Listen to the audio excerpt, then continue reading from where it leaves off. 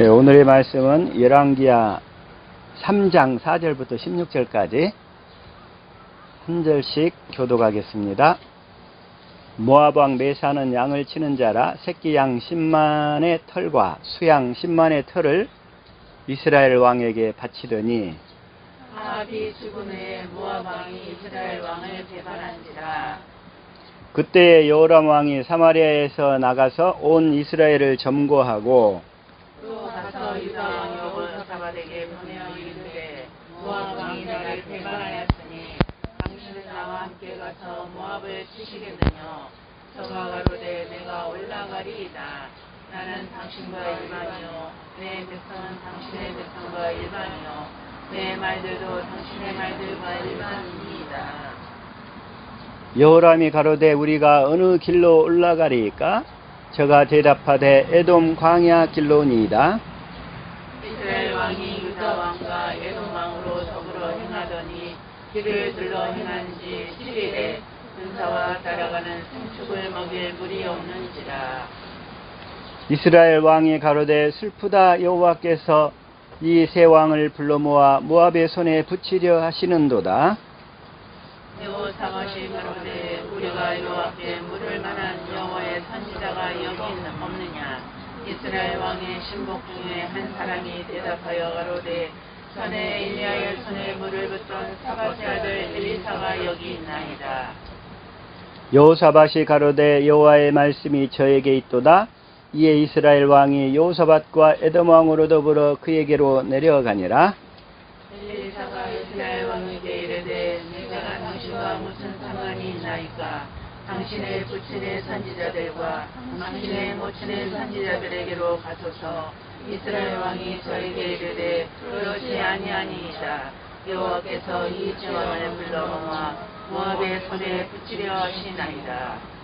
엘리사가 가로되 내가 섬기는 만군의 여호와의 사심을 가리켜 맹세하노니 내가 만일 유다 왕 여호사밧의 낯을 봄이 아니면 당신을 향하지도 아니하고 보지도 아니하였으리이다.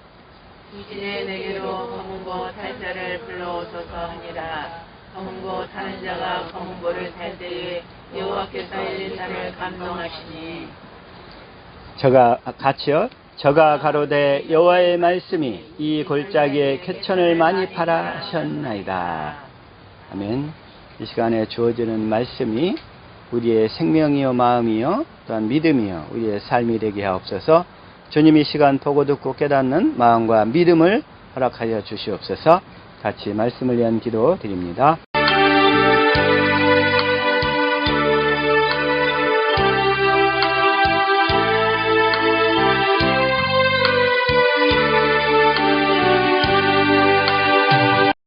아멘. 아멘. 이 시간에 말씀이 제목을 이 골짜기에 개천을 많이 팔아. 마지막 절. 이 골짜기에 개천을 많이 팔아. 지난주에 엘리야와 엘리사의 삶을 통해 나타난 그리스도 그 부분을 말씀을 드렸는데 이번 주에는 사실은 어제 밤에까지 고레스 왕을 조금 조사를 했었어요. 고레스 왕에 대해서. 아주 고레스 왕의 삶에 나타난 그리스도의 그 부분을 좀 다루려고 그랬는데 아침에 갑자기 기도하다가 이 부분을 좀 잠깐 바꿨어요. 그래서 어제 조사하다가 이 고레스 왕의 그 삶을 조사해 보다가 많은 은혜를 받았는데 고레스와 알렉산더. 이 고레스 왕은 바사 제국의 첫 번째 창시자거든요. 고레스 왕. 이 부분 아마 이제 다음 주 정도에 좀 다시 한번 나눌까 지금 현재는 생각하고 있는데, 그런데 그 고레스 왕은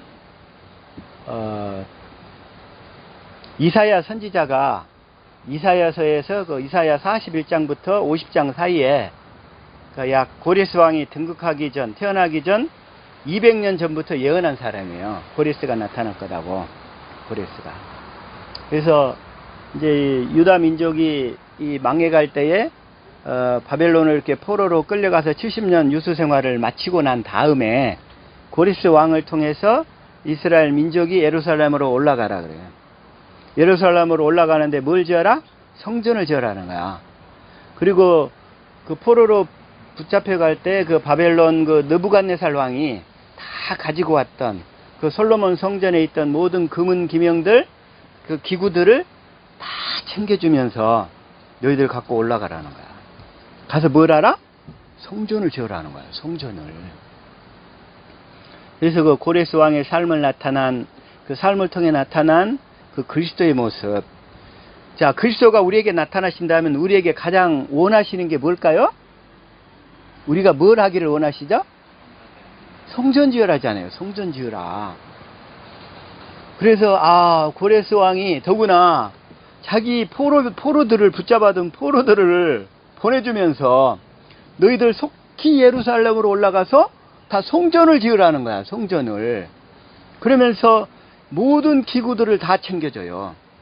하다못해 그 근동 지역에 있는 그 감독들을 통해서 나무들까지 다 가서 베서 다 지으라고 다 챙겨줘요. 그걸 보면서 야, 고레스 왕의 삶에 나타난 그리스도가 얼마나 이 은혜가 되는지 기대가 되죠? 근데 그건 개봉 박두하시라. 이건 이번 주에 안 할 거야. 다음 주에. 그런데 그 고레스 왕이 죽을 때, 또 죽을 때도 아주 겸손하게 죽어요. 죽을 때도. 그러면서 이제 뭐라고 그러냐면 그 무덤 그 비문에 이렇게 적어놨어요. 아무리 제왕이라도 결국 죽을 때는 빈손으로 가기 마련이다. 따라서 나 또한 여기서 그냥 빈손으로 가고 이렇게 작은 쉼터에서 쉬고 싶을 뿐, 이름 모를 제왕이여 그대는 나의 잠을 깨우지 말라. 빈손으로 가는데 화려한 보물이 뭐하러 필요하겠는가? 어차피 그대도 빈손으로 가기 마련이다. 지금 누구 앞에서 그 얘기를 하냐면 200년 후에 지나갈 그 알렉산더를 향해서 이 얘기를 하는 거야. 그래가지고 알렉산더가 그 비문을 보고 너무 감동을 받아가지고 그 페르시아 그 당시 바사국의 모든 그 왕족들과 사람들을 또 그 나라들을 다 진멸시켰는데 이 고레스 왕의 무덤만큼은 그대로 놓고 가요. 그냥 패스하는 거예요. 알렉산더가. 그러면서 뭐라고 또 써놓냐면 이복에 자네가 누구든 그리고 자네가 어디서 왔든 나는 자네가 올 것을 알고 있었다네. 나는 페르시아인의 제국을 거룩한 고레스라네. 나의 뼈를 감싸고 있는 이 한 줌의 흙을 비웃지 말게나. 너무 멋있잖아요. 고레스가 이 비문을 자기 무덤에다가 그렇게 딱 새겨놓은 거야. 그 사실을 보고 바사를 점령한 그 알렉산더가 지나갈 때 그것만큼은 다 남겨놔요. 그것만큼은. 와. 그러면서 이 알렉산더가 그대로 일절 무덤을 하나 건드리지 않고 그냥 지나갔다는 거예요. 그러면서 그 무덤이 그 페르시아, 지금 이란 지역이죠. 이란 지역의 그 시라즈 인근의 파사르 가드라는 곳에 만들어져 있대요. 그 무덤이. 그랬더니 그 역사상 그 이 고레스처럼 여러 민족으로부터 칭찬을 받는 사람이 별로 없대요. 칭찬을. 그는 유대인들로부터 칭찬을 받았잖아요. 왜? 유대인들한테 다 풀어주면서 가서 성전을 지으라 하고 모든 재료를 다 챙겨줬잖아요. 그리고 두 번째, 자기를 점령한 이 그리스 헬라, 그 헬라 국가로부터도 아주 위대한 군주로 칭찬을 받는 거야. 그게 봤더니 왜냐면 고레스가 그리스도의 모형이거든. 그리스도의 그림자였던 거예요. 그리스도께서 고레스를 통해서 일하셨다는 거예요. 그게. 그래서 그리스에서도 위대한 군주로 칭송을 받았어요. 또 그리스의 역사에 그 크세노폰이라는 사람이 있는데 자신의 책에서 이 세상에서 가장 이상적인 지도자로 고레스를 칭했다는 거예요. 이 세상에서 가장 이상적인 지도자, 이 고레스.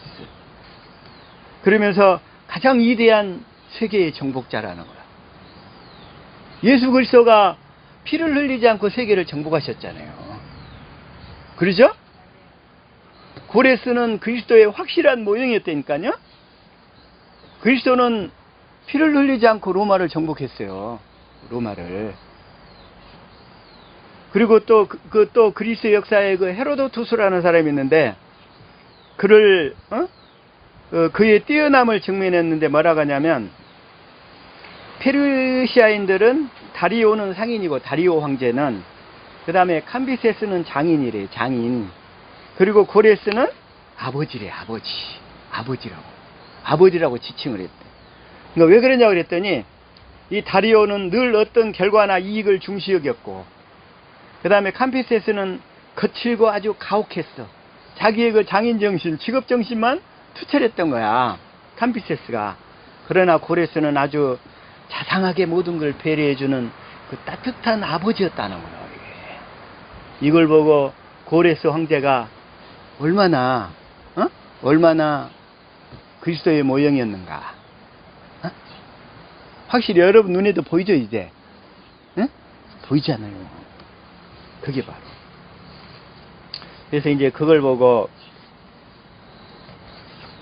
고레스가 얼마나 위대한 황제였는가. 근데 고레스에게 누가 역사했기 때문에? 하나님이신 그리스도가 역사했기 때문에. 그래서 고레스가 그리스도의 성품, 그리스도의 사랑을 그대로 이렇게 드러낸 임금이었다는 거예요. 임금. 그래서 이제 참 그러나 이제 고레스에 대한 그런 부분은 이사야서를 바탕으로 해서 봐서 이제 가능하면 다음 주에 한번 같이 은혜를 나눠볼까 합니다. 이제 이 시간에는 이 골짜기의 개천을 많이 봐라. 이제 여전히 그 엘리야와 엘리사의 사역을 통해 나타난 그리스도의 모습, 이 부분을 조금 더 덧붙여서 같이 오늘은 더 은혜를 받기를 원합니다. 예. 엘리야의 사역은 한마디로 누구냐면 육신으로 오신 그리스도의 그 지상 사역의 모형이었어요. 엘리야의 사역은. 그래서 한마디로 그리스도께서는 오셔서 뭘 하셨냐면 그분의 사랑을 다 보여주셨잖아요, 우리에게. 예? 그래서 그리스도의 사랑을 깨닫게 하는 역할이었단 말이에요. 예? 그러니까 그리스도는, 예수님의 지상 사역은 우리에게 그리스도의 사랑을 이렇게 깨닫게 해가지고, 그 다음에 이제 엘리사의 사역은 뭐냐면, 엘리사의 사역은 반면에 성령 안에 오신 그리스도, 즉 그리스도의 천상 사역을 그림자라고 있다, 이런 거예요. 엘리사의 사역은. 그래서 거기에서 우리에게 그리스도의 사랑과 그 다음에 하나님 우편에 계신 그리스도의 권세와 능력을 보여줌으로써 우리로 하여금 실제로 그렇게 예수님처럼 진리의 법으로 살아서 이 세상을 정복하면서 살 수 있도록 그런 권세와 능력을 부어주는 사역의 예표였어요, 엘리사의 사역은.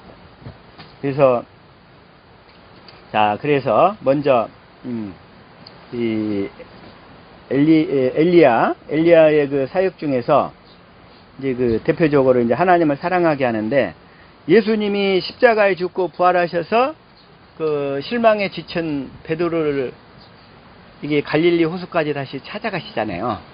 응? 그러면서 뭐라고 물어보셔요? 베드로한테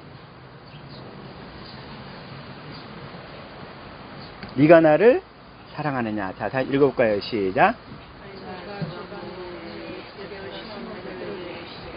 요한의 아들 시몬아, 내가 이 사람들보다 나를 더 사랑하느냐 하시니, 가로되 주여 그러하이다.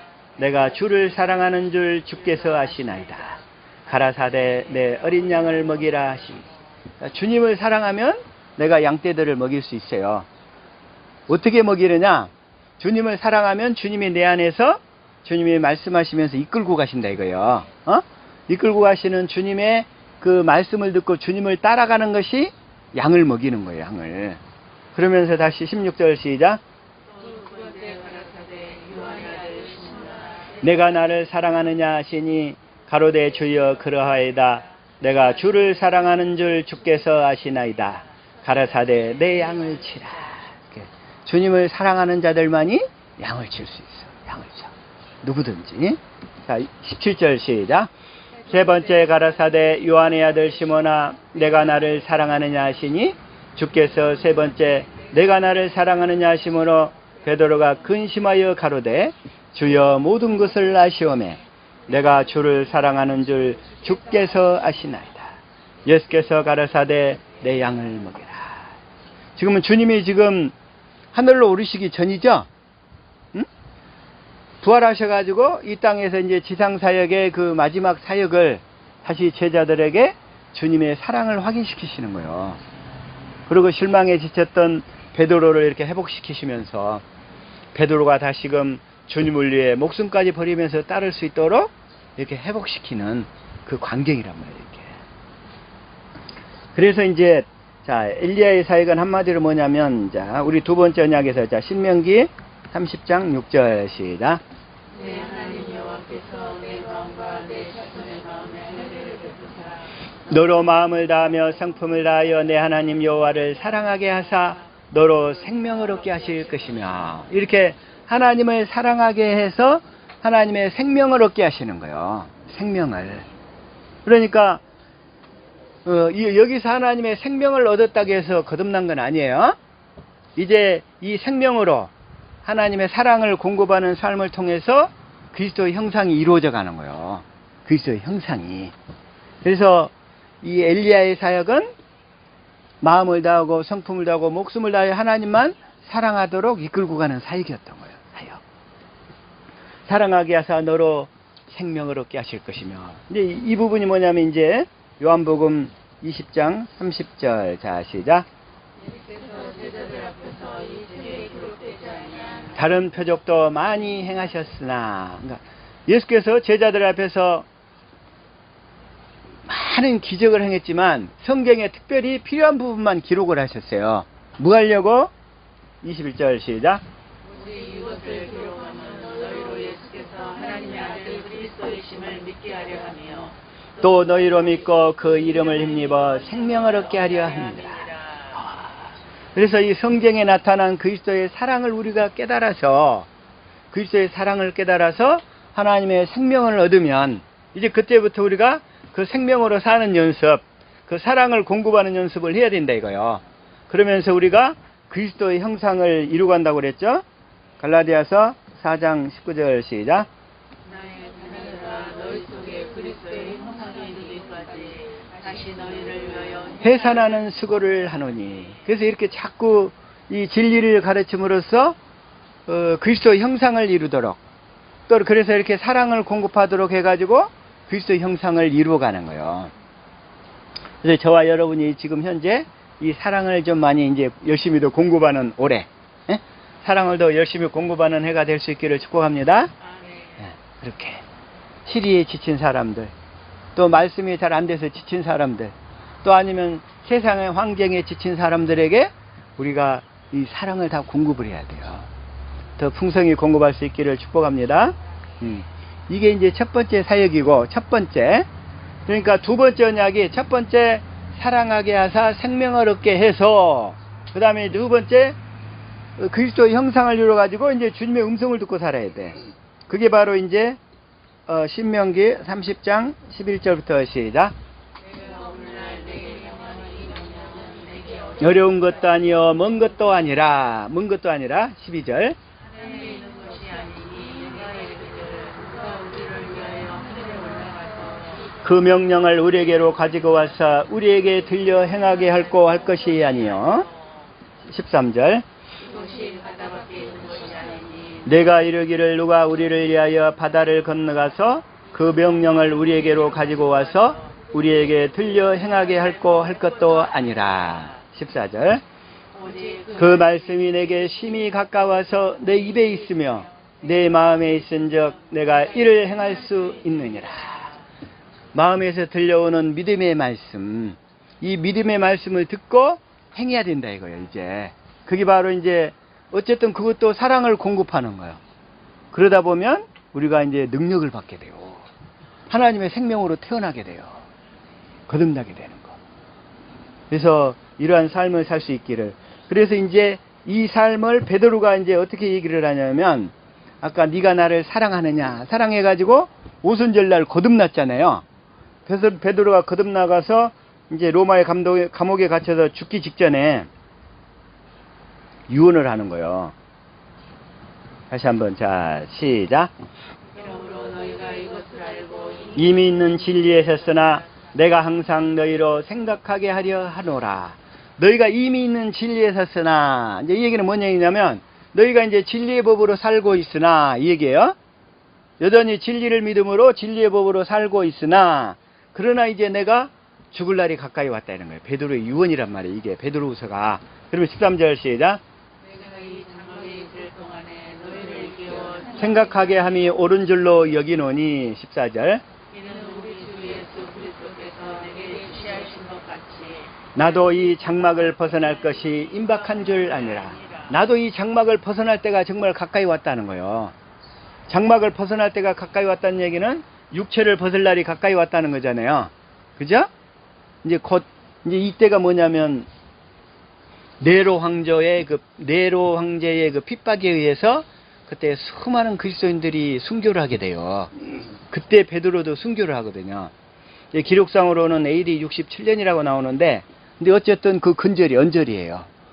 AD 64년부터 네로가 핍박이 극심해지고, 또 하나 이제 뭘 하냐면, 로마 시내에 불을 질러버려요. 그래가지고, 수많은 네로가 그 정신병 이상자잖아요. 정신병자요. 그러면서 이제 불을 질러가지고, 그걸 통해서 그 불을 질른 탓을 그리스도인들이 불을 질렀다는 거야. 로마 시내에다가. 그래가지고 분노한 로마 시민들의 화살을 기독교인들한테 화살을 돌려요. 화살. 거기서 죽어가면서 수많은 사람들이 얘기를 하는 거예요. 그 중에 어떤, 한 여자는 자식이 7명 있었어요. 7명. 순교를 하는데. 자식이 7명 있었고, 그 중에 또 하나는 임신 중이었어. 그래가지고 내가 그 환경 중에서 순교를 못할까봐, 걱정을 많이 했어. 순교를. 그랬는데 다행히 이 감옥에 갇힌 상태에서 8일 만에 그 애를 해산하고 아이를 낳고, 그 다음에 이제 그 순교의 대회에 동참한 거예요. 난 애는 다른 사람이 데려갔고 키워주겠다고.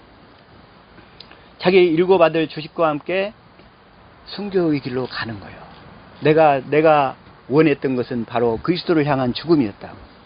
나는 거기에 죽지 못할까봐 두려웠다고. 그러면서 그렇게 죽어가더라고요. 이때 네로의 그 핍박 때에. 그리고 또 하나, 어떤 그 원형 경기장 거기서 어떤 노인은 뭐라고 그러냐면, 내 마음을 조사해봐라. 내 마음을 조사해봐라. 그리스도와 그 그리스도를 향한 사랑밖에 없을 것이다. 그러면서 죽어가요. 그렇게. 그들이 이렇게 진리를 향한 그 사랑 때문에. 아마 그분들의 상급은 천국에서 엄청나게 클 것 같아. 그런 분들. 자기들의 신앙을 위해서 자기뿐만 아니라 자기 7 아들과 함께 순교를 하잖아요. 거기서. 근데 나도 이 장막을 벗어날 것이 임박한 줄을 알미라. 15절 시작. 필요할 때는 이런 것이 생각나게 하려 하노라. 그러면서 뭘 생각나게 하냐면 마지막으로 이 19절이에요. 19절 시작. 또 우리에게 더 확실한 예언이 있어. 어두운 데 비치는 등불과 같으니 날이 새어 샛별이 너희 마음에 떠오르기까지 너희가 이것을 주의하는 것이 날이 새어 샛별이 우리 마음 안에서 떠오른다는 거예요. 그 샛별이 뭐냐면 말씀이신 그리스도란 말이에요. 말씀이신 그리스도.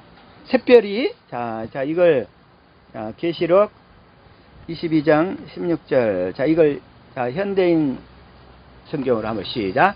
나는 온 교회에 이 모든 것을 증거하려고 나의 천사들을 너희에게 보냈다. 나는 다윗의 자손이며 빛나는 샛별이다. 그러니까 내 마음 가운데서 이제 결국은 우리 마음이 그리스도의 마음이 아닐 때는 어둠이란 말이에요. 그러나 이제 그리스도의 마음 가운데서 샛별처럼 음성이 들려오게 된다 이거요. 이제 우리가 이제 그 음성을 듣고 살아야 되는데 그 음성이 믿음의 말씀인 거예요. 그 음성이 믿음의 말씀. 우리는 이 믿음의 말씀을 반드시 듣고 살아야 될 줄 믿습니다. 그래서 베드로가 마지막 죽기 전에 최후로 유언한 게 이거예요. 이 믿음의 말씀, 그 샛별처럼 떠오르는 그 믿음의 말씀을 듣고 살아라. 이렇게 유언한 거예요. 자, 그래서 이걸 로마서 10장 6절부터 다시 한번 볼까요? 시작. 믿음으로 말미암는 너는 이같이 말하되 내 마음에 누가 하늘에 올라가겠느냐 하지 말라 하니 올라가겠느냐 하면 그리스도를 모셔 내리려는 것이요. 7절. 내려가겠느냐 하면 그리스도를 죽은 자 가운데서 모셔 올리려는 것이라. 8절. 그러면 무엇을 말하느냐? 말씀이 내게 가까워 내 입에 있으며 내 마음에 있다 하였으니 곧 우리가 전파하는 믿음의 말씀이라.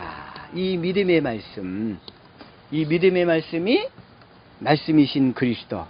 왜 믿음의 말씀이라고 그랬어요? 믿어지는 말씀이니까. 이 말씀을 들으면 믿어지는 거예요.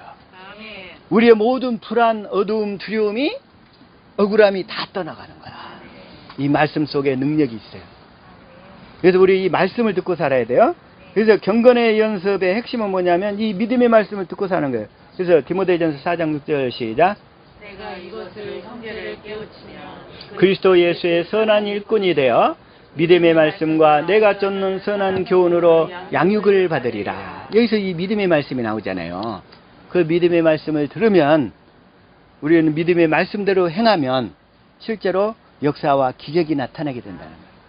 이 역사가 우리 예배당 가운데서도 조만간에 속히 이루어질 수 있기를 축복합니다. 이 역사가 반드시 이루어지면 놀라운 일들이 일어날 거예요. 이제. 네. 우리가 같이 사모하면서 믿음의 말씀을 듣도록 날마다 경건 연습에 힘쓰는 저와 여러분이 될 수 있기를 축복합니다. 이 믿음의 말씀. 근데 이 믿음의 말씀, 다시 한번 복음의 핵심이 뭐냐면 이 믿음의 말씀이에요. 복음의 결론은 이 믿음의 말씀이에요. 복음은 뭐냐면, 다시 한번 로마서 1장 1절부터 이걸 표준 성경으로 한번 읽어볼게요. 시작. 그리스도 예수의 손이나 바울은 부르심을 받아 사도가 되었습니다. 나는 하나님의 복음을 전하기 위하여 따로 세우심을 받았습니다. 2절. 이 복음은 하나님께서 예언자를 통하여 성경에 미리 약속하신 것으로 이 복음은 약속하셨어. 근데 내가 지금 이 복음이 뭐냐면 지금 믿음의 말씀이라는 것을 여러분들에게도 확실히 강조하기 위해서 지금 말씀드리는 거예요. 3절 시작. 그의 아들을 두고 하신 말씀입니다. 이 아들은 육신으로는 다윗의 후손으로 태어나셨으며 그 아들을 두고 하신 말씀이라는 거예요. 그 아들이 이제 우리 안에서 어떻게 나타나요? 믿음의 말씀으로 나타나는 거예요. 다시 한번 복음의 결국은 뭐다? 믿음의 말씀이라는 거예요. 믿음의 말씀이 아까 얘기한 할례를 받아서 그리스도의 마음을 갖게 되면 그리스도의 마음 가운데서 믿음의 말씀으로 주님이 나타나신다는 거예요. 그래서 복음은 그리스도인데 그 그리스도는 이제 오늘날 우리에게서는 이 믿음의 말씀으로 반드시 저와 여러분에게 나타날 줄로 믿습니다. 이걸 믿고 가는 거예요. 이걸. 이게 복음인 거예요. 그러면서 4절 시작. 성령으로는 죽은 사람들 가운데서 부활하심으로 나타내신 권능으로 하나님의 아들로 확정되신 분입니다. 그는 곧 우리 주 예수 그리스도이십니다. 여기서 이 확정되신 분이십니다 그랬는데 사실은 확정보다는 이 확인되신 분입니다. 이게 더 나아요.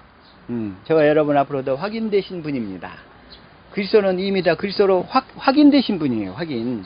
그래서 5절 시작. 우리는 그를 통하여 은혜를 입어 사도의 직분을 받았습니다. 그것은 우리가 그 이름을 전하여 모든 민족이 믿고 순종하게 하려는 것입니다. 그 믿음의 말씀이 그 이름이에요. 또 믿음의 말씀이. 그래서 그 믿음의 말씀이 우리 안에서 이렇게 나타남으로 그것이 바로 그리스도이시고 믿음의 말씀이고. 복음은 그리스도인데 그 그리스도가 내 안에서 어떻게 나타나신다? 믿음의 말씀으로 나타난다는 거예요. 저와 여러분이 간절히 원하고 추구하는 것은 믿음의 말씀으로 주님이 내 안에서 나타나시기를, 기록된 성경 안에서 그 성경의 말씀을 통해서 그리스도의 마음으로 나타나신다는 거예요. 그 마음 가운데서. 응? 그렇게 나타날 수 있기를 축복합니다. 하나님께서는 우리에게 어떻게 나타나시냐면, 자, 출애굽기 25장 21절. 자, 시작. 내가 내게 줄 증거판을 뱃속에 넣으라. 22절 시작. 거기서 내가 너와 만나고 속죄소이 곧 증거계에 있는 두 그룹 사이에서 내가 이스라엘 자손을 위하여 내게 명할 모든 일을 내게 이르리라. 그러니까 하나님은 증거계 위에서 나타나신다는 거예요. 말씀하시려고. 증거계가 뭐요? 증거계가 그리스도의 마음이잖아요. 언약궤. 그 그리스도의 마음 가운데서 믿음의 말씀으로 샛별처럼 떠오르는 그 믿음의 말씀. 이걸 듣고 그 말씀대로 행하는 것이 우리가 믿음과 행함이란 말이에요. 그게 그 말씀을 믿고 행하는 것이 믿음과 행함이에요. 이제 사람들이 착각을 해. 믿음과 행하라고 하니까 자기가 성경 말씀을 보고 성경 말씀대로 살려고 그래. 그게 아니란 말이에요. 응? 행하는 것은 뭐냐면 믿음의 말씀을 믿고 그 믿음의 말씀을 따라 행하는 거예요. 그게 믿음과 행함이에요. 우리는 성경 그 주님의 마음이 없는데 행할 수가 없단 말이에요. 안 된다는 거예요. 그게. 응? 무슨 얘기인지 아시겠죠? 자, 믿음과 행함에서도 혼동되시면 안 돼요. 그렇게 될 수 있기를 축복합니다. 이게 바로 이제 실제로 두 번째 언약이 확실히 이루어진 거예요. 그 정도가 될 때는 우리가 하나님의 생명으로 거듭나는 거야. 네? 거듭나는 거. 자, 시작. 우리 연장 나를 가야지 아니하면 힘이 더 드느니라. 오직 지혜는 성공하기에 유익하니라. 우리는 지혜가 있으면 성공한다는 게 매사에. 저와 여러분은 성공하는 인생을 살기를 축복합니다. 우리는 성공하는 인생을 살아야 되잖아요. 네? 성공하는 인생을 살아야 돼. 성공하는 인생. 여러분의 자녀들도 성공하는 인생을 살기를 축복합니다. 모두가 다 성공하는 삶을. 그러려면 지혜를 가져야 될 거 아니에요. 지혜. 그러죠? 자, 이걸 공동 번역으로 한번 읽어볼게요. 자, 시작. 토끼날이 무뎌졌으면 갈아야 일하기 쉬운 법이니 지혜롭게 일해야 성과가 온다. 어떤 사람은 있는데, 어떤 사람은 열심히 나무를 패고 있어. 근데 어떤 사람은 보니까 맨날 빈둥빈둥 노는 것 같아. 그런데 나중에 보니까 빈둥빈둥 노는 사람이 훨씬 더 나무를 많이 팬 거야. 왜 그랬을까요? 토끼날을 날카롭게 했죠. 그 사람은 열심히 도끼날만 많이 갈았던 거야.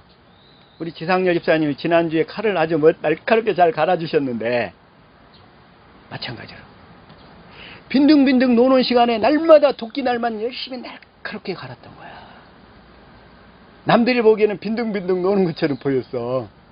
옆 사람은 맨날 나무로 그냥 이렇게 도끼로 나무를 패는데, 여러분은 도끼날을 열심히 갈 수 있기를 축복합니다.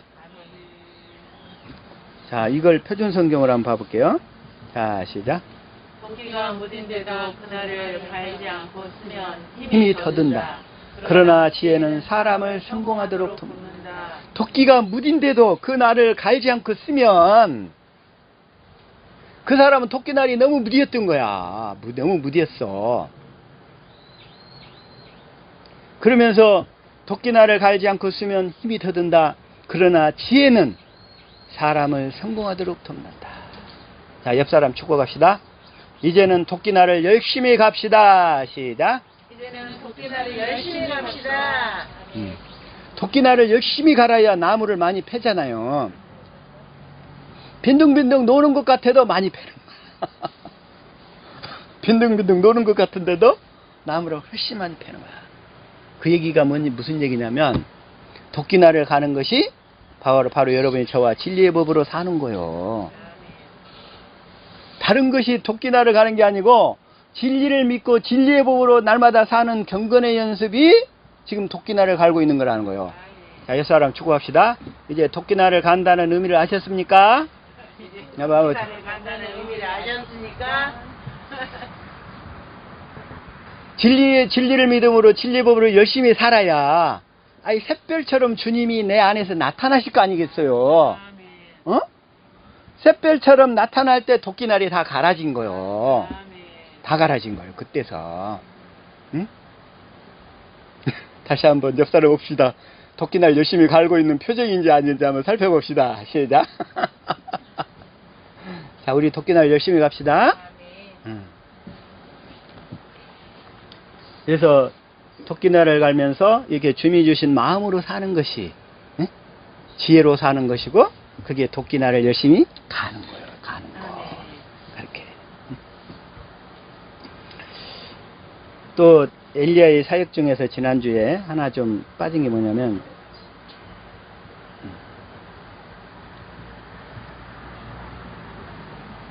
열왕기상 18장 21절.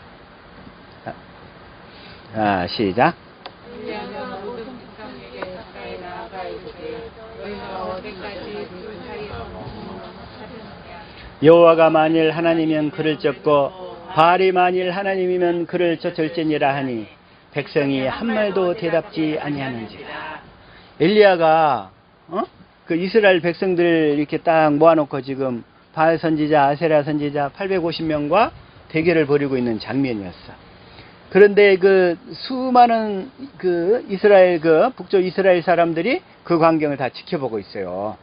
그런데 다 사람들이 바알신을 쫓는 거야. 하나님을 쫓는 사람은 아예 안 보여. 엘리야 외에는 안 보여. 그러니까 엘리야가 지금 그들에게 뭐라고 그래요?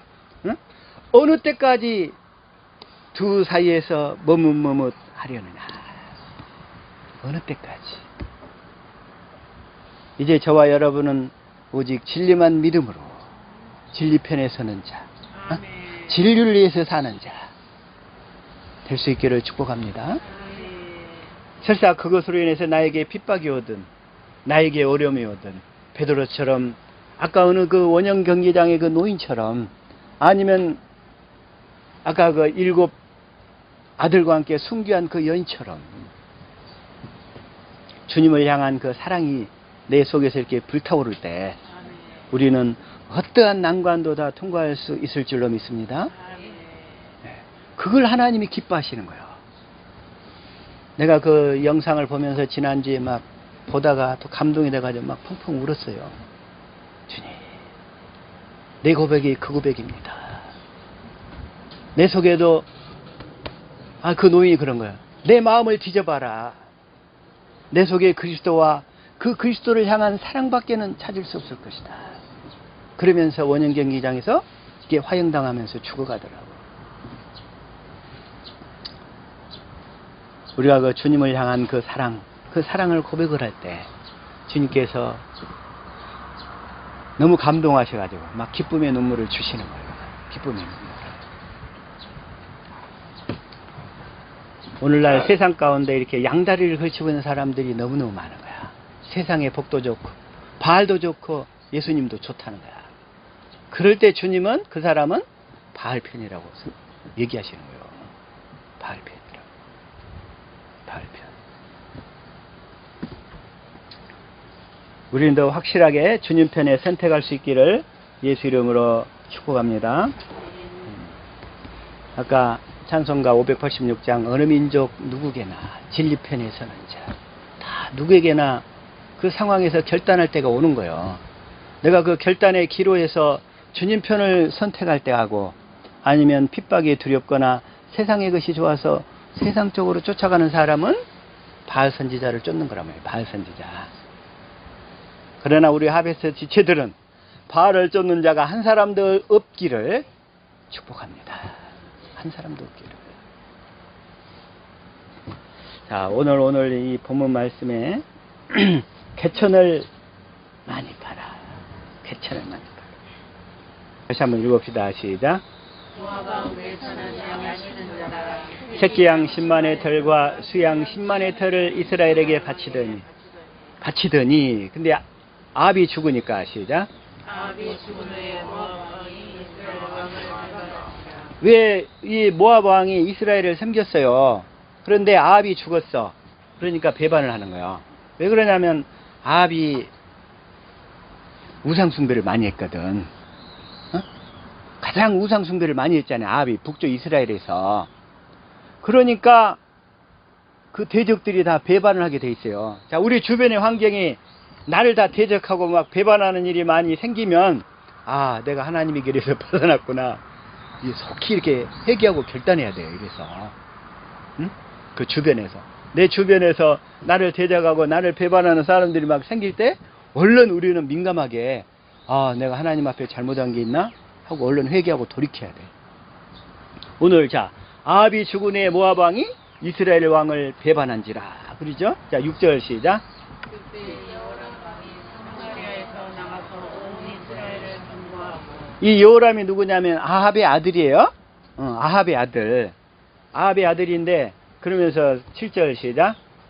가서 유다 왕 여호사밧에게 보내어 이르되 모압 왕이 나를 배반하였으니 당신은 나와 함께 가서 모압을 치시겠느냐? 저가 가로되 내가 올라가리이다. 나는 당신과 일반이요 내 백성은 당신의 백성과 일반이요 내 말들도 당신의 말들과 일반이니이다. 여기에서 이 유다왕 여호사밧은 아주 선한 왕이었어. 그리고 하나님만을 전심으로 따르는 왕이었어. 근데 한 가지 실책이 뭐냐면 이 아합하고 국교를 수립한 거야. 말하자면 친하게. 근데 아합 왕은 어떤 상태였어요? 우상을 극심히 섬기던 왕이었죠. 자, 우상을 극심히 섬기던 왕을 하나님이 좋아하실까 싫어하실까? 자, 우리 옆 사람 축복합시다. 하나님이 기뻐하시는 사람을 만납시다. 시작. 하나님이 기뻐하시는 사람을 만납시다. 기왕이면 하나님이 기뻐하시는 사람을 만나고 그들과 교제를 해야 되는 거예요. 여호사밧이 한 가지 실수가 이 아합하고 국교를 수립해가지고 그 다음에 이 아합의 딸, 아합의 부인은 이스벨이고 아합의 딸이 아달랴예요. 아달랴인데 이 아합의 딸하고 이 여호사밧의 아들하고, 여호사밧의 아들이 누구냐면 여호람인데, 에? 둘이 결혼을 시켜요. 결혼을 시켜. 어? 여호람. 그래가지고는 이제 북쪽 이스라엘에 그 여호람이 들어왔으니, 그 아달랴가 들어왔으니 거기도 똑같이 바알 숭배가 퍼지는 계기가 돼요. 그래가지고 나중에 이제 이스라엘을 심판하는 그 예후에 의해서 이제 여호사밧의 아들, 또 여호사밧의 아들이지 아들. 그러니까 여호사밧도 그 여호사밧이 있고 또 여호사밧 아들이 누구냐면 여호람이야. 또 이상하게 거기도 여호람이고 또 여호람의 그 동생이 또 아시아인데 아시아도 그 다음에 아까 여호람의 부인이 아달랴라고 그랬는데 아달랴. 그래서 여호사밧이 자기 며느리 그 아달랴를 데리고 와가지고 나중에 그 난 아들들이 42명이 있는데 다 죽게 돼. 다 죽게 돼. 아들들이 다 죽게 돼. 그래서 결혼을 잘해야 돼. 남자든 여자든 참 결혼을 정말 잘해야 돼. 믿음으로, 이게 진리를 믿음으로 사는 사람들하고 결혼할 수 있기를 축복합니다. 자녀들은. 여러분 자녀들은 진리 안에서. 그리고 아합의 아들이 뭐냐면 아합의 부인은 이세벨이고 아합의 아들이 아하시야, 또 아하시야는 일찍 죽어. 1년만 하다가. 그리고 여호람이 있고, 그런데 이들도 다 예후에서 다 죽게 돼요. 그러니까 아까 얘기한 여호사밧의 아들들도 여호사밧의 실수 때문에 자기 자식들이 다 죽게 돼. 그 사건 때문에. 그걸 보고 여호사밧이 하나님을 섬기는 사람이었음에도 그 실책 하나로 나중에 다 죽게 돼. 다 죽게 돼. 그 자식들이. 42명의 왕자들이 한꺼번에 다 죽어요. 그걸 보고, 자, 다시 한번. 이 말이 그래서 이렇게 해서 여호사밧이 내려가서는 안 되는데, 내려가가지고. 근데 그 이후에 이미 자기 며느리가 이 상태인데 내려가겠어요? 안 내려가겠어요? 결혼까지 맺어놨는데. 내려갈 수밖에 없는 거야, 이게. 한번 첫 단추를 잘못 껴놓으니까. 그래가지고 8절 시작. 제가 대답하되 에돔 광야길로니이다. 9절 시작. 길을 둘러 행한 지 7일에 군사와 따라가는 생축을 멀길 물이 없는지라. 세상에 다 이제 전쟁을 하러 이렇게 이동해서 7일째 갔는데 물이 다 떨어져 버렸어. 전쟁 중에 물이 다 떨어져 버리면 어떻게 될까요? 목말라 다 죽잖아요, 이제. 이런 상황이란 말이에요. 그래가지고 먹이는 물이 없으니까 이제 아주 비상이 걸려버린 거예요. 근데 이제 세 왕이 모압을 치러 간 거예요. 아까 배반을 해서. 이스라엘 왕, 응? 아까 여호람이죠? 유다 왕, 여호사밧이죠? 그 다음에 에돔 왕, 이렇게. 이 세 나라가 연합을 해가지고 치러 갔는데 물이 다 떨어져 버렸어. 물이 다 떨어져 버리니까 10절 시작. 슬프다 여호와께서 이 세 왕을 불러 모아 모압의 손에 붙이려 하시는도다. 그런데 하나님이 여호사밧이 아까 선한 왕이라고 그랬잖아요. 이 여호사밧 때문에 다 사는 거예요. 그나마 이 세 왕이 여기서. 응? 여호사밧이 그 아합하고 결혼 동맹만 안 맺었더라면 정말 정책을 잘했는데 그 하나 때문에 그 후손들이 다 죽게 되지. 근데 이 전쟁에서는 구원을 받아요. 그러나 11절 시작.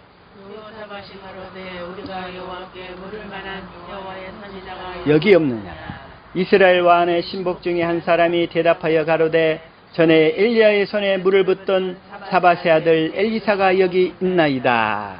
사밧의 아들 엘리사가 여기 있나이다. 그러죠? 12절 시작. 여호사밧이 가로되 여호와의 말씀이 저에게 있도다. 이에 이스라엘 여호사밧과 에돔 왕으로 더불어 그에게로 내려가니라. 그러니까 여호사밧이 딱 얘기하잖아요. 여호와의 말씀이 저에게 있도다. 다시 말하면 이제 저와 여러분에게는 믿음의 말씀이 있도다 하고 사람들이 인정하고 따를 수 있기를 축복합니다. 여호와께서 주신 그리스도께서 말씀하시는 믿음의 말씀이 여러분에게 있도다 할 수 있기를 축복합니다. 그래서 이렇게 내려가는 거예요. 13절 시작. 엘리사가 이스라엘 왕에게 이르되 내가 당신과 무슨 상관이 있나이까? 당신의父친의 선지자들과 당신의 모친의 선지자들에게로 가셔서 이스라엘 왕이 저에게 이르되 그렇지 아니하이다.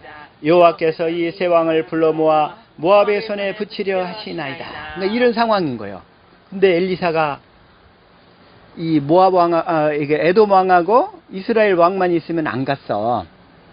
그런데 여호사밧 왕 때문에 가는 거예요. 여호사밧 왕 때문에. 14절 시작.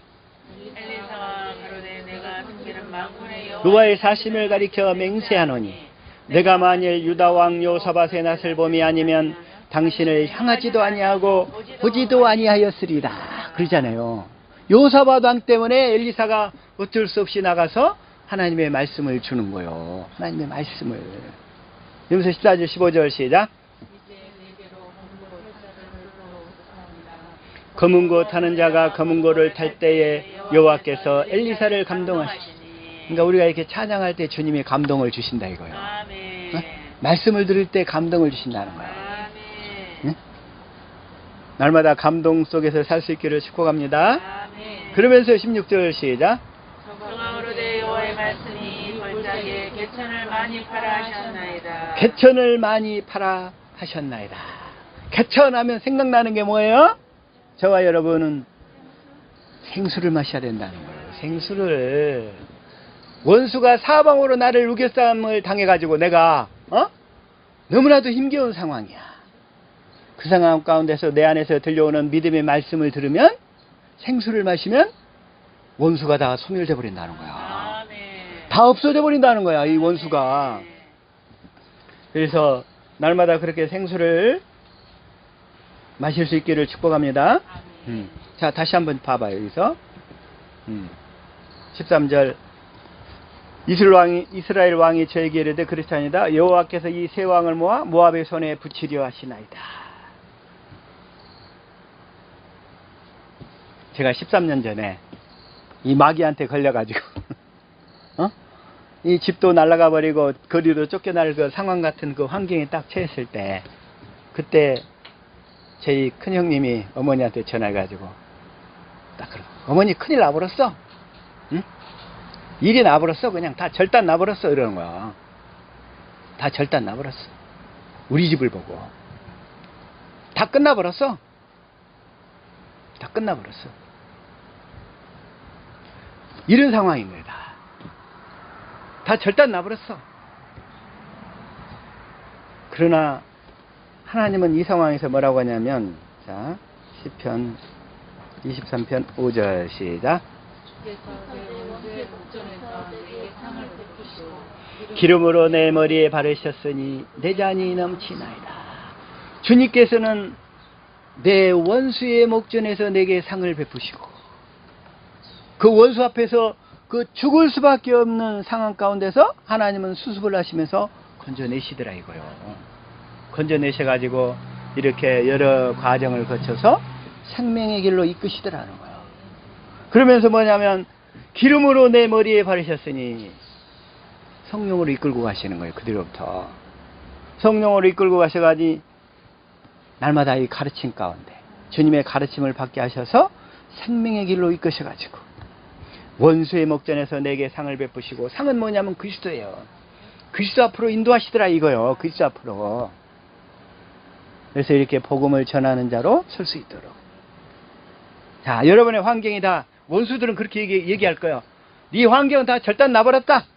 다 끝났다. 그때 동의할 거예요? 부인할 거예요? 내 원수의 목전에서 상을 베푸시는 그 주님의 은혜를 입기를 축복합니다. 주님의 은혜를 입는 거예요. 이렇게 주님의 은혜를. 우리의 그 절망할 수밖에 없는 환경 가운데서 우리를 구원하시는 그 하나님, 그 하나님을 만날 수 있기를 축복합니다. 자, 다시 한번.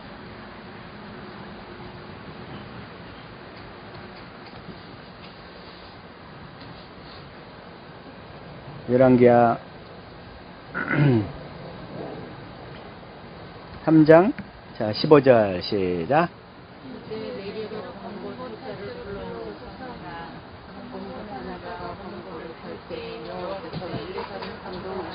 감동하시니 그랬죠. 자, 이걸 개정판으로 자 시작. 이제 내게로 검고 탈 때를 불러오소서하니라. 검고 타는 자가 검은 고를 탈 때에 여호와의 손이 엘리사 이에 있더니 그러잖아요. 근데 여호와의 손은 성령님이라고 그랬어요. 성령님, 예? 성령님인데 엘리사 위에 있더니 그랬어요. 자, 구약 시대 때는 엘리사 안에서 그 생명으로 역사하실 수가 없었다는 거예요. 구약 시대 때는 외적 역사 얘기했어요.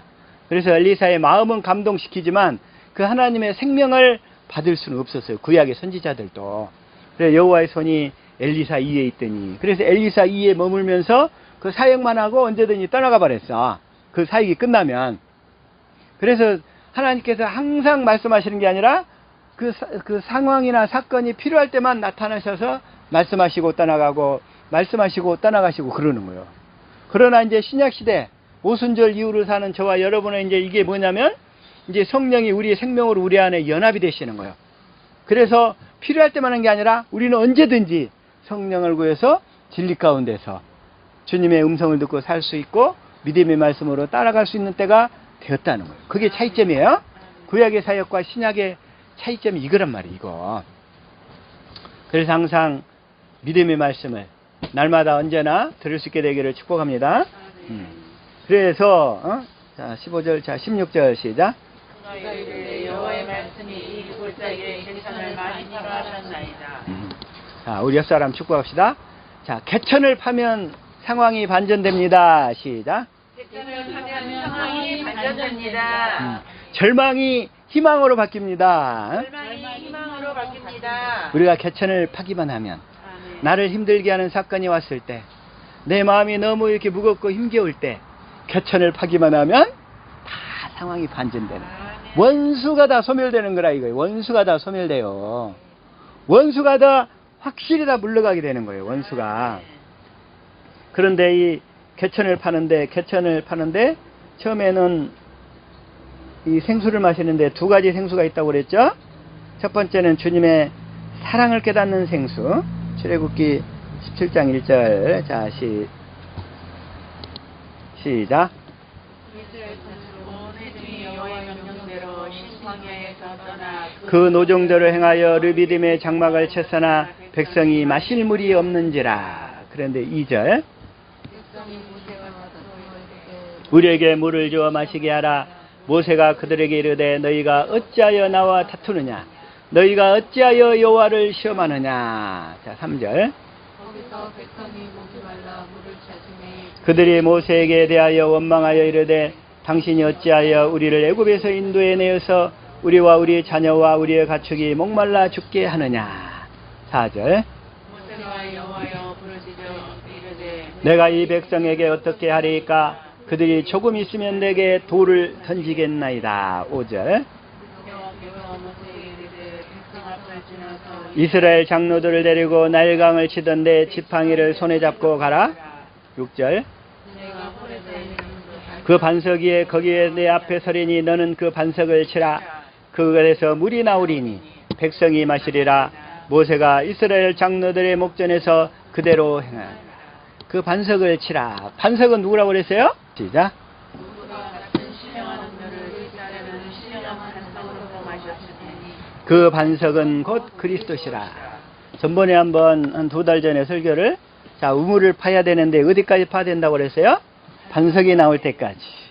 안반이 나올 때까지 파야 된다고 그랬죠? 그 반석은 그리스도란 말이에요.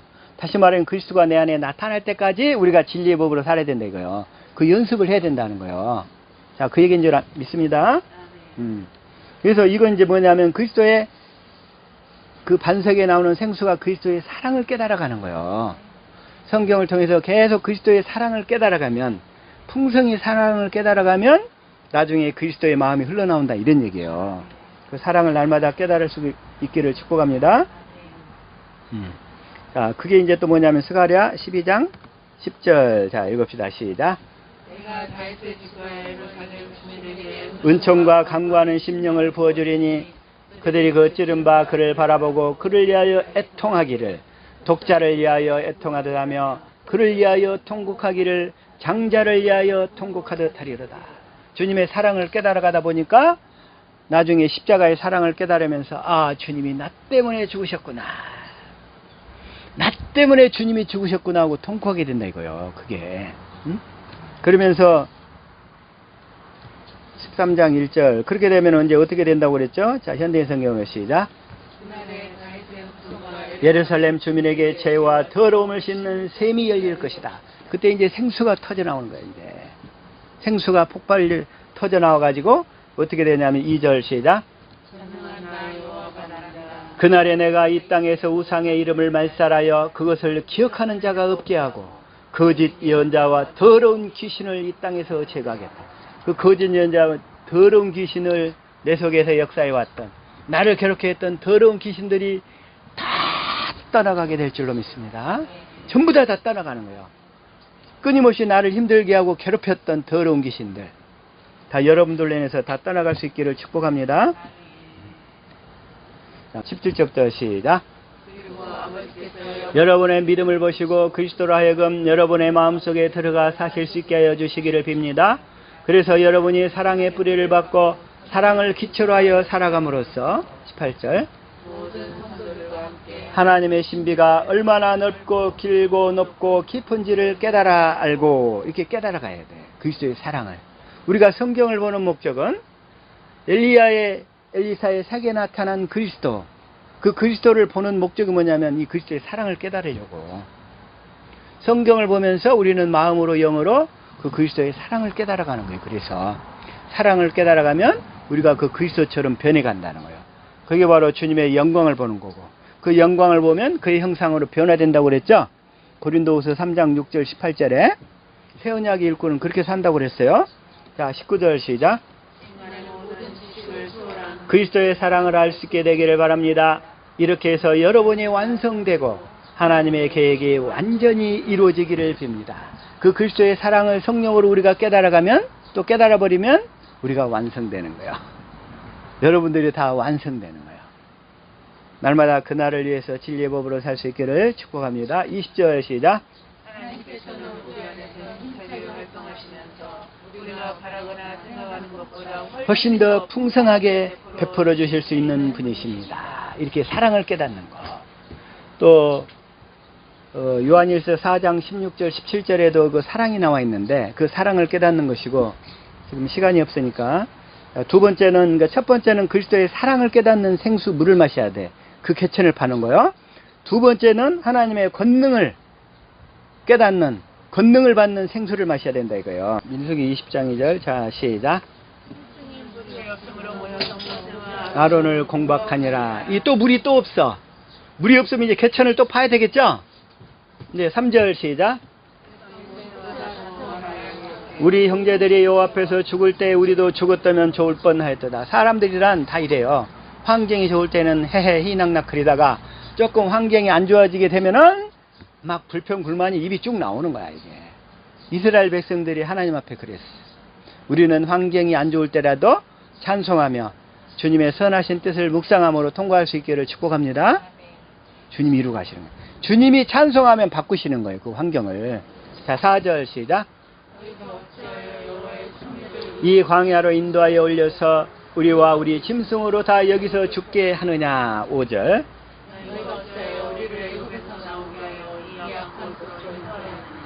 이곳에는 파종할 것이 없고 무화과도 없고 포도도 없고 석류도 없고 마실 물도 없도다. 6절. 해망문에 이르러 엎드리매 여호와의 영광이 그들에게 나타나며. 7절. 지팡이를 가지고 내 형 아론과 함께 회중을 모으고 그들의 목전에서 너희는 반석에게 명하여 물을 내라 하라. 내가 그 반석으로 물을 내게 하여 회중과 그들의 짐승에게 마시울지니라. 9절. 요 앞에서 지팡이를 취하니라. 10절. 모세가 그들에게 이르되 패역한 너희여 들으라. 우리가 너희를 위하여 이 반석에서 물을 내려 하고. 모세가 여기서 성질이 나버리는 거야. 성질이 나면 이성을 잃어버려. 하나님이 명하라고 그랬는데 반석을 여기서도 또 쳐버린단 말이야. 11절 시작.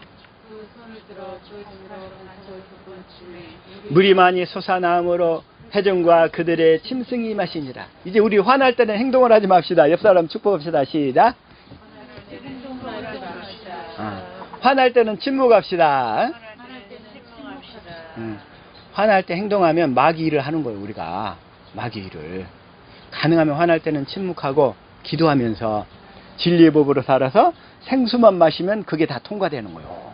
다 통과돼요. 그 짐승이 마시니라. 11절. 이것 때문에 12절 시작.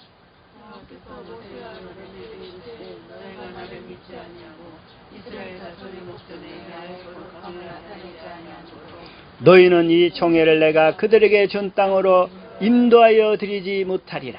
이것 때문에 모세가 가나안 땅에 못 들어가잖아요. 근데 이 사건 속에서 다시 말해서 모세는 율법의 대표자.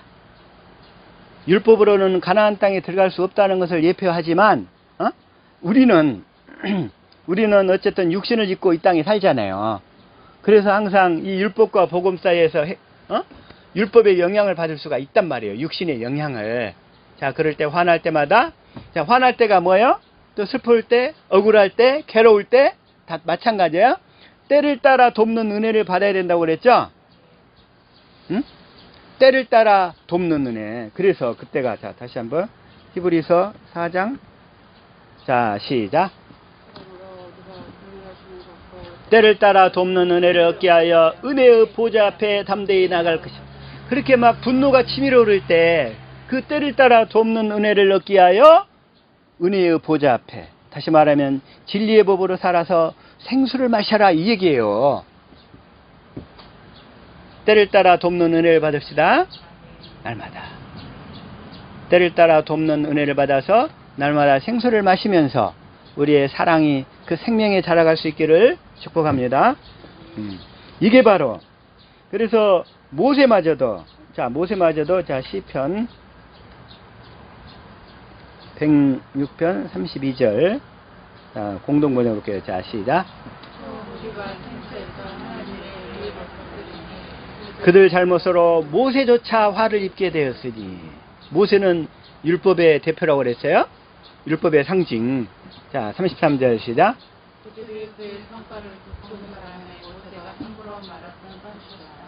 함부로 말했던 탓이다. 그래서 이 일로 인해서 모세는 가나안 땅에 들어간다 못 들어간다? 가나안 땅에 들어간다 못 들어간다? 자, 민수기 27장 12절 시작. 여호와께서 모세에게 이르되 너는 이 아바림 산에 올라가서 내가 이스라엘 자손에게 준 땅을 바라보라. 13절. 본 후에는 내 형 아론에 돌아간 것 같이 너도 조상에게로 돌아가리니. 14절 시작. 이는 신 광야에서 회중을 분주할 때 너희가 내 명을 거역하고 그 물가에서 나의 거룩함을 그들의 목전에 나타내지 아니했습니다. 이 물은 신광 광야 가데스 무리바 물이니라. 그러나 진리의 법으로 살아서 개천을 파면 생수를 마시면 상황이 반전된다고 그랬죠? 때를 따라 돕는 은혜를 얻게 된다 이런 얘기예요. 이것들이 이제 우리 삶의 실제적인 습관이 돼야 돼. 처음에는 넘어질 수 있지만 자꾸 진리의 법으로 사는 연습을 통해서 이제 그것이 자연스럽게 이루어져 간다 이거예요. 여러분의 남편으로부터 해방될 수 있기를 축복합니다.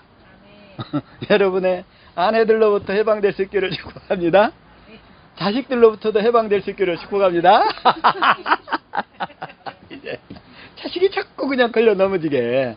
그럴 때 때를 따라 돕는 은혜를 얻어서 처음에는 넘어질 수 있지만 자꾸 하다 보면 극복하는 거예요. 우리 지병 집사님이 이제 많이 그냥 이제 잘 안 넘어져. 아무리 괴롭혀도 이제 안 넘어져요. 응? 안 넘어져. 그래서 이제 마지막으로 자 열왕기야 3장 17절. 예. 자 시작. 여호와께서 이르기를 너희가 바람도 보지 못하고 비도 보지 못하되 이 골짜기에 물이 가득하여 너희와 너희 육축과 짐승이 마시리라 하였나이다. 그래가지고 거기서 엘리야의 말씀을 받고